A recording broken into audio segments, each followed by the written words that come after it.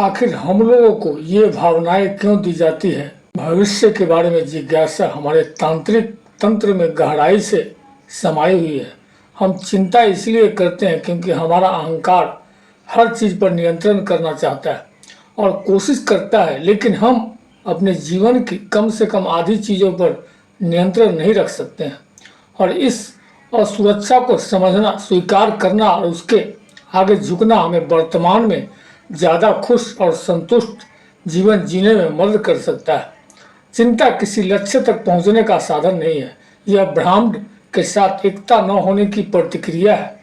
यह सार्वभौमिक शक्ति से विमुखता की प्रतिक्रिया है। चिंता से लड़ना बहुत मुश्किल हो सकता है। हर रोज तरह तरह की बदसूरत और अप्रिय परिस्थितियां हमारा पीछा करती है। जीवन चाहे कितना भी बुरा हो जाए, उसके बारे में चिंता करने से परिणाम पर कोई प्रभाव नहीं पड़ता है। और यही संदेश है जो मैं इस वीडियो के माध्यम से आपको साझा करना चाहता हूँ।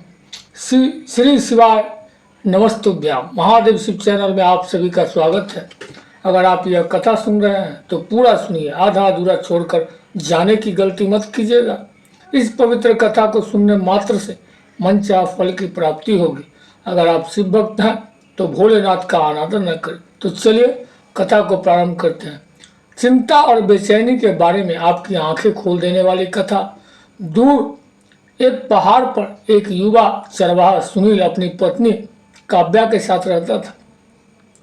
उनकी अभी अभी शादी हुई थी और कुछ ही महीने में उनका पहला बच्चा होने वाला था।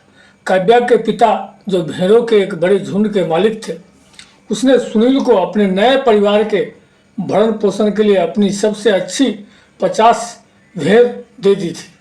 सुनील के पास भेड़ पहली बार थी। उसने पहले तो बहुत सी भेड़ पाल रखी थी, पर अपनी भेड़ कभी नहीं भेड़ें बढ़ रही थी और काव्या का पेट भी बढ़ रहा था। काव्या ने देखा कि उसका पति लगातार बारिश के बारे में चिंतित रहता है, जबकि बारिश के कारण खेत हरे भरे हो जाएंगे और भेड़ों के लिए चारा उपलब्ध हो जाएगा। अगर बारिश नहीं हुई तो खेतों में घास नहीं उगेगी और भेड़ों के पास खाने को कुछ नहीं होगा। सुनील लगातार चिंतित था। अगर उनमें से एक भी मर गई तो मैं तुम्हारे पापा से क्या कहूँगा? मुझे शर्म आएगी, मैं क्या करूँगा? वह अपनी प्यारी दुल्हन से पूछ रहा था। काव्या ने अपने पिता के पास जाने और अपने दूल्हे की चिंता उनसे साझा करने का निर्णय लिया। उसने कहा, पिताजी, वे हमेशा चिंतित रहते हैं और हमारे पहले बच्चे के जन्म से मिलने वाली खुशी का एहसास भी नहीं कर पाते हैं। मैं अपने पति की मदद कैसे करूं? घर वापस जाओ और उससे कहो कि उसे चिंता करने की जरूरत नहीं है, क्योंकि पिछले 2 साल सूखे रहे थे। 2 सूखे सालों के बाद हमेशा भरपूर बारिश होती है। मैं 60 साल का हूँ और मैंने ऐसा बार बार होते देखा है। बूढ़े व्यक्ति को यह नहीं पता था कि बारिश होगी या नहीं, लेकिन वह जानता था कि उसके दामाद को मानसिक शांति की आवश्यकता है। काव्या घर गई और सुनील को अपने पिता की बात बताई। सुनील ने अनुभवी चरवाहे पर भरोसा किया और खुशी खुशी बारिश के मौसम की तैयारी शुरू कर दी। यकीन था कि बारिश होगी, इसीलिए सुनील ने चिंता छोड़ दी और अपने पहले बेटे के जन्म का आनंद लेने लगा। और इस प्रकार बारिश हुई, बहुत ज़्यादा नहीं, लेकिन इतनी कि हरी घास और स्वस्थ भेड़ें पैदा हो गई। वह समय आ रहा था जब भेड़ों की ऊन को मुक्त करके उन्हें 3 गांवों की दूरी पर लगने वाली वार्षिक बाजार में बेचना था। काव्या अपने बेटे और जिंदगी के साथ खुश थी, लेकिन अपने पति को फिर से चिंता में डूबा देखकर वह पूरी तरह संतुष्ट नहीं हो पा रही थी। उसने पहले कभी बाजार में भेड़ों का ऊन नहीं बेचा था और लगातार यही सोच रहा था कि क्या ऊन खरीदेगा ताकि वह अगले कुछ महीने तक अपने परिवार का पेट पाल सके। काव्या ने अपने बूढ़े पिता से दोबारा मिलने का फैसला किया। वह उनके पोते को साथ ले गई और उन्हें अपने पति की चिंताएं सुना दी। सुनो बेटी, सुनील से कहो कि मेरे पास उसकी सारी भेड़ों के लिए एक खरीदार है, लेकिन यह खरीदार केवल सर्वोत्तम गुणवत्ता वाला ऊन ही खरीदता है। साफ, अच्छी मात्रा में स्वस्थ भेड़ों से और अच्छी तरह से देखभाल की हुई। अगर वह हमारे इलाके में मिलने वाले सबसे अच्छा ऊन उपलब्ध करा सके तो मैं उससे खरीदार से सारा ऊन खरीदने का इंतजार कर सकता हूँ।